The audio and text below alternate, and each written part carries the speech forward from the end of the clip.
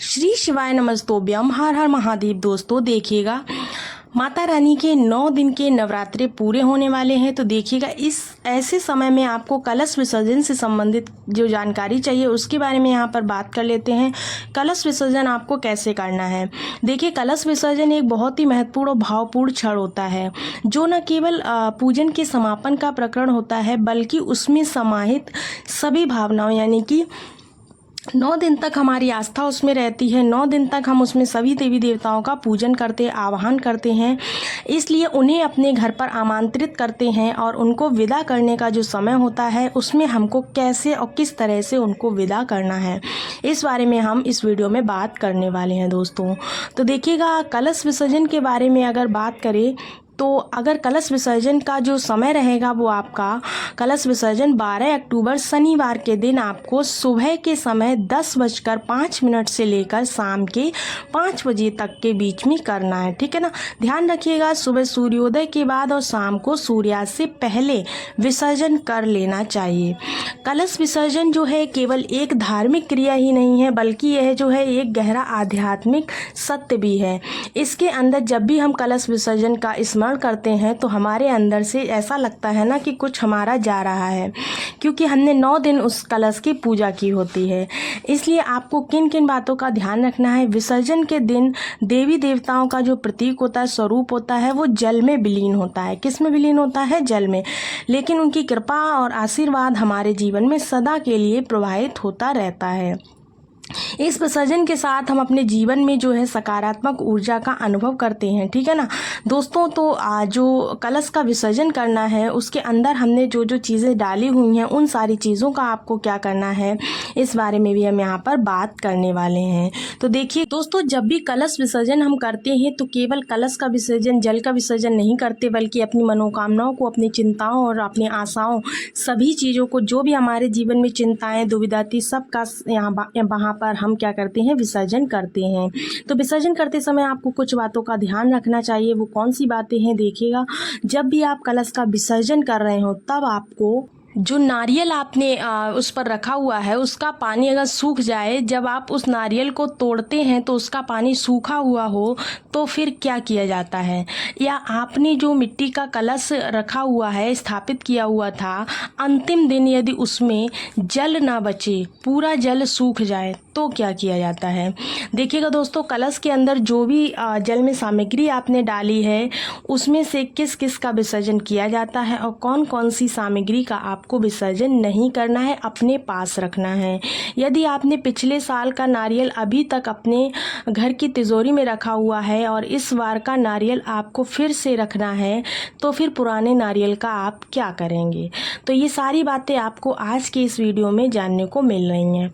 देखिएगा, विसर्जन वाले दिन सबसे पहले आपको ध्यान रखना है कि माँ भगवती के सभी 9 स्वरूपों का एक बार फिर से आपको ध्यान करना है। यानी उनके जो बीज मंत्र होते हैं उनका उच्चारण आप कर सकते हो, या सभी 9 दुर्गा के हाथ जोड़कर आप प्रणाम कर सकते हो और धूप दीप जलाकर माता रानी की पूजा करें। ठीक है।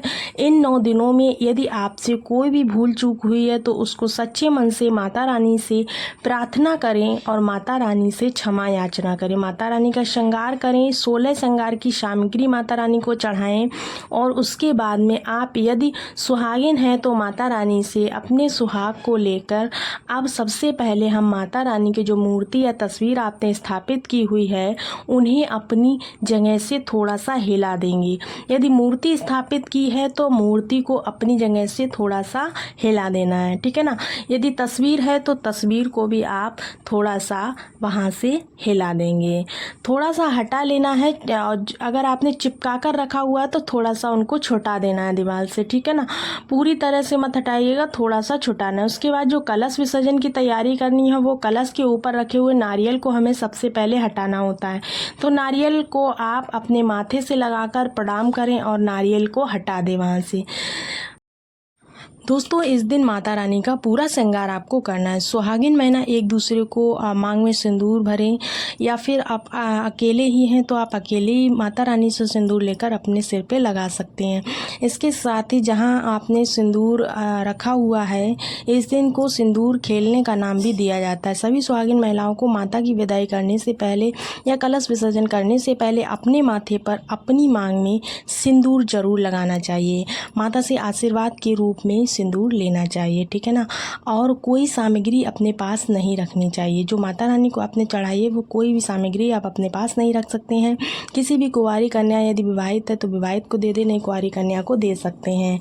ऐसी चीज़ें अर्पित करनी चाहिए जैसे कि चूड़ी बिंदी अपने लिए रख सकते हो और बाद में आशीर्वाद रूप में इसका प्रयोग कर सकते हो, ठीक है ना। आगे की जो प्रक्रिया है नारियल को विसर्जित करने की, वो कैसे करेंगे। नारियल को हटाते ही आपको अपने माथे से लगाना है, प्रणाम करना है और फिर नारियल को अपने परिवार की किसी भी सुहागिन महिला के आंचल में दे देना है। और आप खुद अगर सुहागिन हैं तो और सुहागिन हैं और विसर्जन कर रही हैं तो आपको इस नारियल को अपने आंचल में लेना चाहिए, जिससे आपके घर में आपके पति या आपकी संतान या आपका कोई भी भाई हो, कोई भी आपका हो, उसके आंचल में भी आप दे सकते हैं। नारियल के ऊपर लगी हुई चुनरी और कलावे को आप हटा लें। चुनरी को आप तुलसी जी के पौधे में बांध सकते हैं, अपने घर के मुख्य द्वार पर बांध सकते हैं, किसी पवित्र पौधे में बांध सकते हैं जो कि शुभता का प्रतीक होता है। कलावे को आप अपने परिवार के किसी भी सदस्य के हाथों में बांध सकते हैं। जिन्हें बहुत जल्दी नज़र लगती हो उस व्यक्ति के हाथों में बांध दीजिएगा। कलावे को बांधने के बाद आपको क्या करना है, नारियल का विसर्जन कर दिया जाता है। अब कुछ लोग मंदिर में रख कर आते हैं, कुछ लोग इस नारियल को कन्या पूजन के समय तोड़कर प्रसाद के रूप में सभी कन्याओं को भी बांटते हैं और खुद भी ग्रहण करते हैं। हमारे यहाँ पर नारियल को तोड़कर प्रसाद रूप में ग्रहण किया जाता है, इसलिए हमारे यहाँ जैसा भी आपके यहाँ पर होता, हमारे यहाँ तो प्रसाद रूप में कन्याओं को दिया जाता है। आपके यहाँ पर पिछली बार जैसा हुआ आपको वैसा ही करना है। अगर आपके यहाँ तिजोरी में रखा जाता है तो पिछले नारियल को पानी में प्रवाहित कर दीजिए और नया वाला नारियल आप रख सकते हैं। इसके साथ ही जो अशोक के पत्ते या आम के पत्ते आपने कलश पर लगाए हुए थे उन पत्तों को हटाना है, उनका विसर्जन करना है। आप कलश के अंदर रखे हुए जल को किसी भी पुष्प की सहायता से, जो आम या अशोक के पत्ते आपने लगाए थे उन्हीं पत्तों से, उन्हीं में से पत्ता लेकर उसे घर में हर जगह हर कोने में आपको छिड़काव करना होता है। जिस भी सदस्य को इस पवित्र जल, ये जल जो है एकदम पवित्र हो जाता है, इस जल को सभी सदस्यों के ऊपर छिड़कना चाहिए। उसके बाद बचे हुए जल को किसी गमले में या किसी पौधे में विसर्जित कर देना चाहिए। तुलसी के पौधे में इस जल को डालने से बचना चाहिए, ठीक है ना, क्योंकि माँ भगवती की या किसी भी माता रानी की पूजा में माता रानी को तुलसी के पत्ते नहीं चढ़ाए जाते हैं। इसीलिए इस जल को आप किसी अन्य पौधे में डाल सकते हैं, ठीक है ना दोस्तों। जल के अंदर की जो सामग्री है आपको अपने पास रखनी है।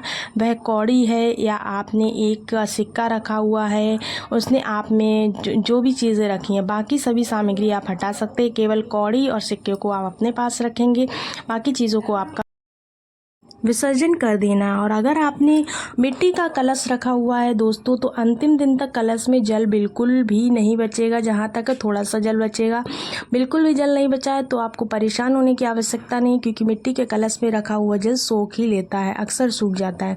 तो इसके बाद आपको क्या करना है, कलश को अपने घर में कहीं पर भी रख सकते हैं, लेकिन उसका प्रयोग हर बार आप कर सकते हैं, या नहीं करना चाहते हो तो आप हर बार कलश को बदल भी सकते हैं। जो ज्वारे आपने बोए हुए हैं, आप सबसे पहले आप थोड़े से ज्वारे उसके ऊपर से तोड़कर अपने परिवार के सभी सदस्यों में प्रसाद रूप में बांटें और खुद भी ग्रहण करें। मतलब इन ज्वारों को थोड़ा सा खा लेना चाहिए। बाकी बचे हुए ज्वारे को आप गौ माता को खिला दें और जो मिट्टी है उसे आप अपने घर के किसी भी पौधे के गमले में डाल सकते हैं दोस्तों। तो उम्मीद है कि आज की जो वीडियो है आपको अच्छी लगी होगी, जानकारी पसंद आई होगी। अगर पसंद आई है तो वीडियो को शेयर ज़रूर कीजिएगा। मिलते हैं अगले वीडियो में, तब तक के लिए जय माता दी। माता रानी सभी की मनोकामनाएं पूरी करे। जय माता।